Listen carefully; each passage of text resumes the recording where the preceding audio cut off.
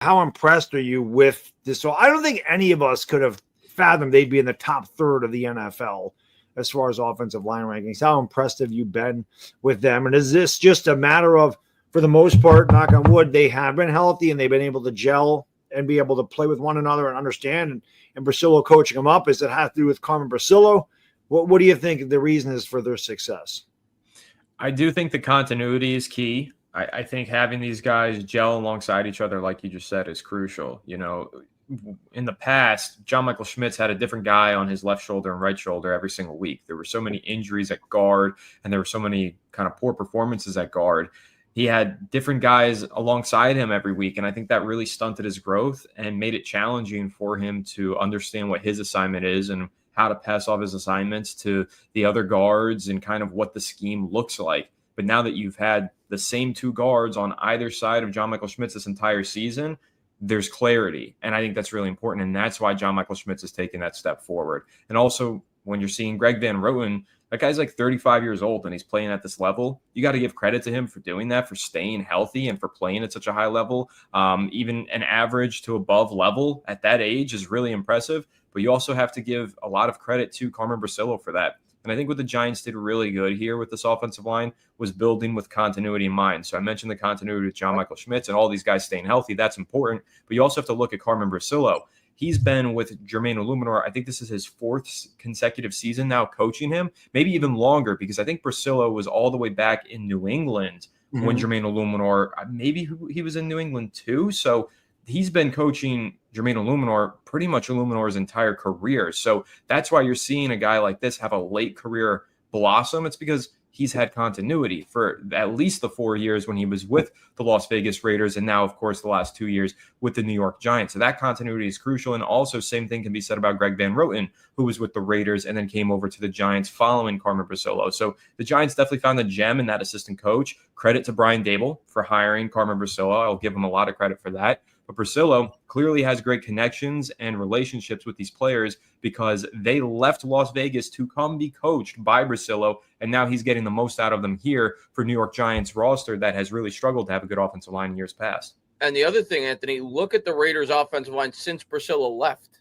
Like when Brasillo was there, I remember really when the Giants hired Brasillo, what impressed me the most was they had I think one of the 2 years, they had 17 different starting offensive lines that year because they had so many injuries, and they still ranked, I think, top 10 or top 12 in both years while he was the offensive line coach there. And now since he's left, the Raiders are one of the worst offensive lines in the league. I thought you brought up a good point about continuity. I remember I was bringing that up constantly going into the year, why I was excited, why I thought this offensive line could be better than people thought. Not that I thought it would be this good, because continuity is such an important thing.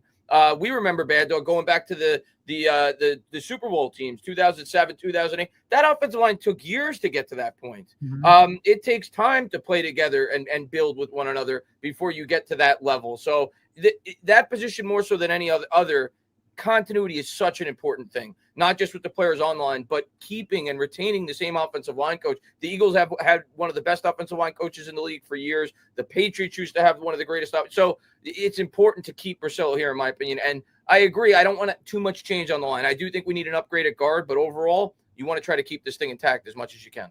Let me throw this out to the panel.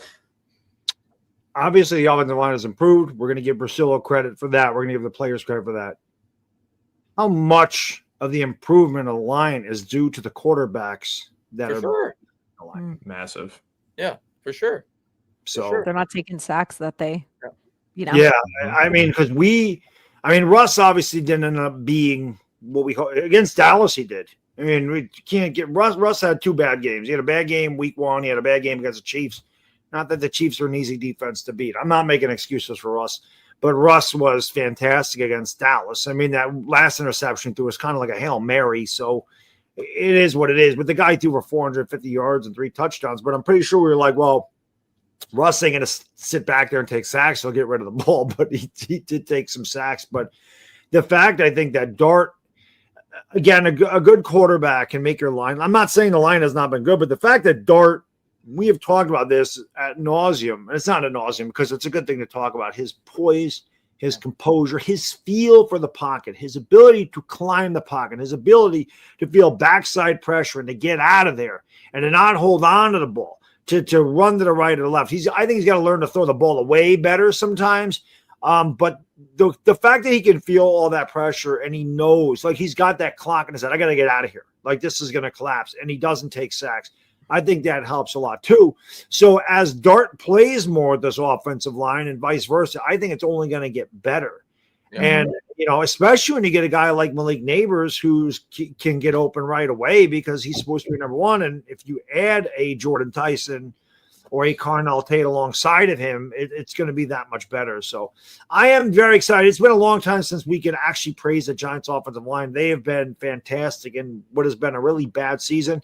And I'm glad that I think it was Adriana that brought up the talking points of the show. I'm glad you brought it up because that is such an underrated aspect and probably goes really unnoticed by a lot of people because we're such a bad team and nobody's thinking about how good the offensive line has been. And it's been awesome, especially compared to what it has been. So, well, and something that going into the season, we were all concerned about it, not knowing whether or not Andrew Thomas was going to be ready and also thinking like you can't throw your rookie quarterback out there until you see progress with this offensive line. And the fact that they've been playing well too, I'm sure that's doing a number for Jackson Dart, thinking I can rely on these guys. I can trust them. They have my back and they're doing their job. Well, I can kind of get through my reads and figure out where to go with the ball here. So, I can't imagine. I mean, I guess we saw it with Daniel Jones, except it wasn't his rookie year, but I can't imagine being a rookie and being thrown into this when you have an offensive line who's not doing anything to help you. Like, it's bad enough he lost Neighbors and Scat. At least the offensive line, is helping him out so he can get the ball to everyone else. Yeah. And you think about, for the offensive line to look, and again, I don't want to overhype it because I still think they need to continue to get a lot better. They need to get better. Yeah. 11th is great. We want to be top 5. Yeah, but for the offensive line to look as good as they have without Malik Neighbors in the lineup, when the offense is so much more predictable to guard against for a defense, when you factor in you're going to have Neighbors back next year, we're probably going to add another top-tier wide receiver off the edge. If you get a good offensive play caller in here, whether it be the head coach or the offensive coordinator next year with a healthy Jackson Dart, Giants offense could be really good next year. And I think that's exciting if you're a Giants fan. Now we got to get the defense right. But I definitely am very optimistic about the future of this offense. Me too, without question. That brings us to the Q&A portion of Giants Collective. Of course, the first portion of the Q&A is brought to you by our friends at SeatGeek. Let's hear from them. 80 seconds. Go get your coffee. Go take care of business. Come back 80 seconds. We'll be back with the questions right after this. What's going on, guys and gals? You looking for a fun activity? You want to get out of the house? You need something to do? Are you looking for a great gift idea? Well, if so, look no farther than the sponsor of Giants Collective, which is SeatGeek. With over 35 million downloads, SeatGeek is the #1 rated ticketing app. There's more than 70,000 events listed on SeatGeek, including concerts, sports, festivals, and more. Giants season is underway. And say you want to check out Jaden Daniels and the Washington Commanders at MetLife Stadium? Well, it's easy. Just go to SeatGeek, scroll around, look for the tickets that you want, and SeatGeek's going to have your back. Each ticket is rated on a scale of 1 to 10, so you know you're getting a good deal. Look for the green dots. That's good. The red dots, well, it's not so good. Plus, every ticket is backed by their buyer guarantee. And of course, I have a code for you guys. You can use the code Giants Collective for 10% off your next set of tickets at SeatGeek. That's 10% off any tickets with the promo code Giants Collective. Make sure you click that link in the description to download the app and have the code automatically added to your account so you can use it later. Thank you, SeatGeek, for sponsoring Giants Collective, and let's go Giants! I can't wait till I have that energy again in August. Looking forward to August. I'm looking for that energy next year in December. That's what I'm looking forward to. Yes, that'd be great.